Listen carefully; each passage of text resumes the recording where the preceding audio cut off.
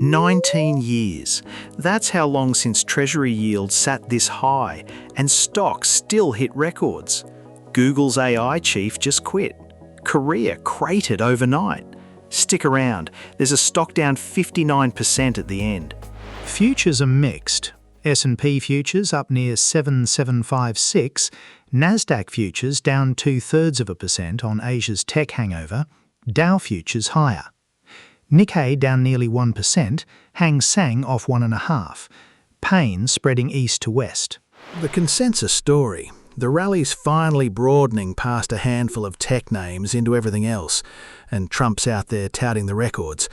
Everyone's happy, but broadening rallies and 19-year high bond yields don't usually share the same week for long. One CIO's on record saying it plainly: rising bond yields will spoil the stock market party.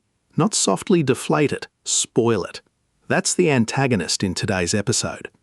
The question isn't if yields matter, it's which market is lying to you right now. 19 years.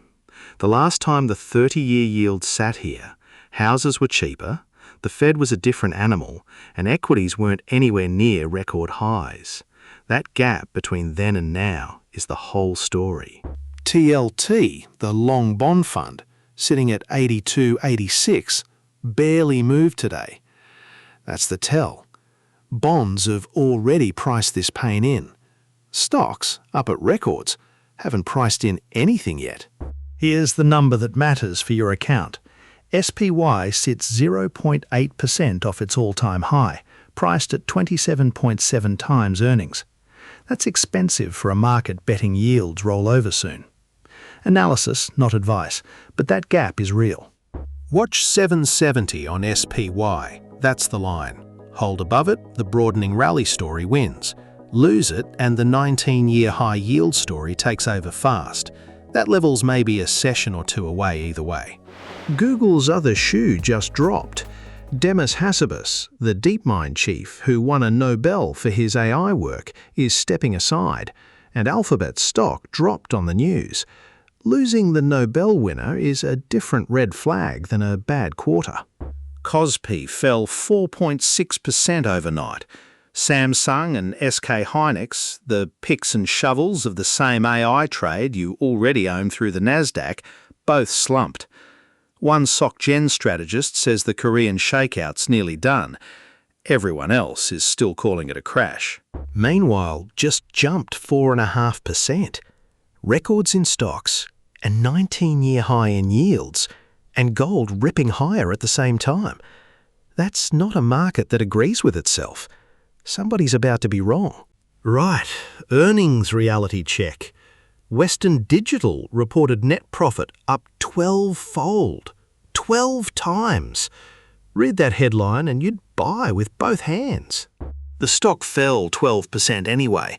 A 12-fold profit jump that the market treated as a sell signal means investors were pricing something the profit line doesn't show.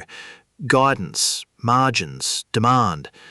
The headline said blowout, the stock said no. Right, the name I promised you, down 59% from its high. That's in a minute. Right, the name I promised you.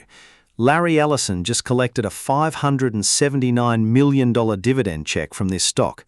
It's the most oversold name I'm tracking, and it's currently lagging Amazon, Microsoft, and Alphabet. Oracle's 59.4% off its high, down 3.7% again just today. That is not a rounding error. That's a stock the market has actively given up on, at least for now. On the chart, 148.70 up top, the recent high it can't reclaim. 114.50 below, the 60-day floor that's held. Oracle's boxed between those two, and that box is where the next move gets decided. This is the tool I use to track it. Every signal stacked on one chart. The crowd gauge, overbought, oversold, both moving averages, all in one place instead of 6 tabs. The crowd on Oracle right now leans buy, with about 75% agreement, up, not down. Score of 77 on my oversold read. That's the setup. Cheap, unloved, and the crowd starting to lean the other way. Analysis, not advice. So, watch 770 on SPY, watch the 30-year yield, and keep an eye on Oracle down at 59% off its high. Full breakdowns at PremiChart.com and on X every morning. See you tomorrow.